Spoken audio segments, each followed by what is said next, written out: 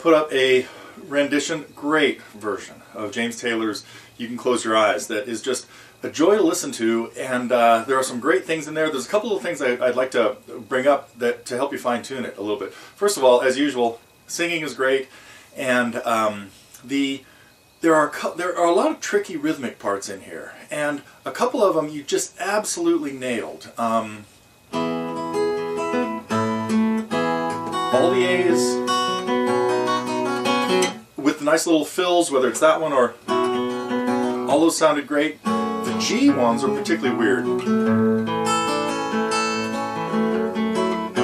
because it's an odd number of beats. Well, it's really like 6 beats, I guess, on that G before it gets to the E minor.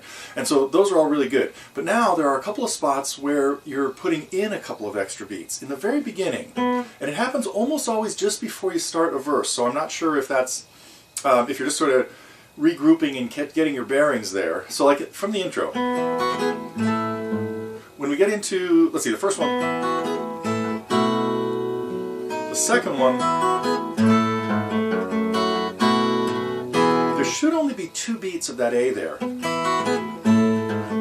2, 3, well the sun is sure, and I think you're putting in a couple extra beats there. That is not really a problem. So you're doing this. Well, the sun is... So those 2 extra beats there are totally okay. Just want to make sure you know that they're there. So if you were playing along with James, which is actually what I was going to recommend with this, you should try playing along with him, and you'll notice that there are a few spots where you're putting in these 2 extra beats. So there are a couple extras. I guess it's actually going into the chorus every time as well. When you get into the end of the... Oh! This is a minor thing, and I have always played that little end. When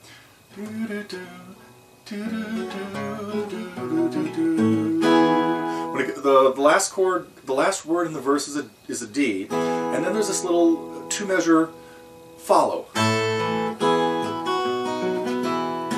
2 beats of each chord, G, D. Now he didn't play a D there, but I've always played D there. He played an E minor 9 because he hit, meaning you would still go to the D chord, but leave your first finger off and get an E in the bass. So rather than this, you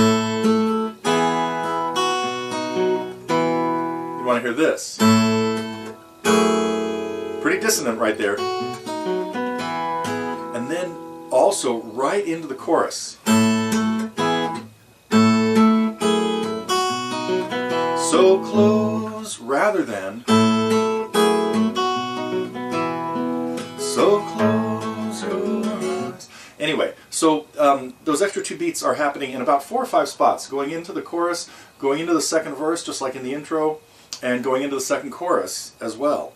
One thing he did interesting in the second chorus, and I'm not sure if this was a mistake,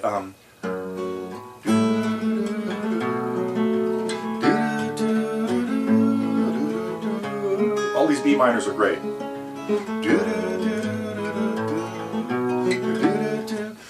You did that little ascent from E minor to kind of F sharp, D with F sharp to G to A in a spot where it should have been saved for later, but it actually worked. So and I'm not sure again if that was intentional or not. The big one though is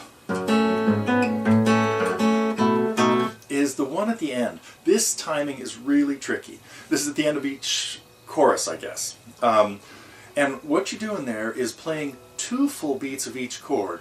1, 2, 3, 4, 1, 2, 3, 4, 1, 2, 3, 4, and then 2 extra beats of A that makes the whole thing 2 beats too long. So you're ending up with 10 beats in there when, or let me think, 1, 2, 3.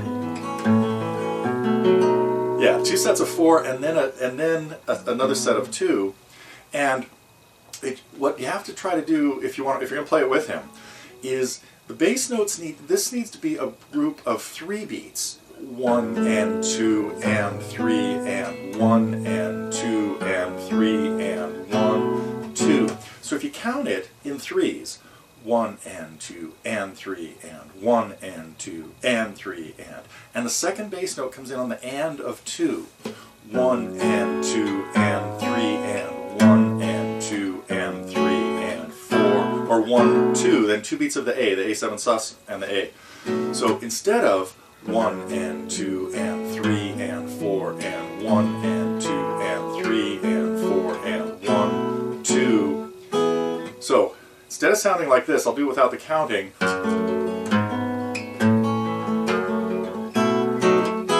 Should sound like this. Let me try that again.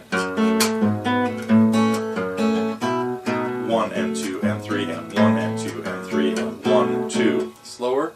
1 and 2 and 3 and 1 and 2 and 3 and. So those bass notes, every third eighth note. Not really a big deal, but you know it's a really heavily syncopated part when we hear James play it. So if you can work that in, that'd be great.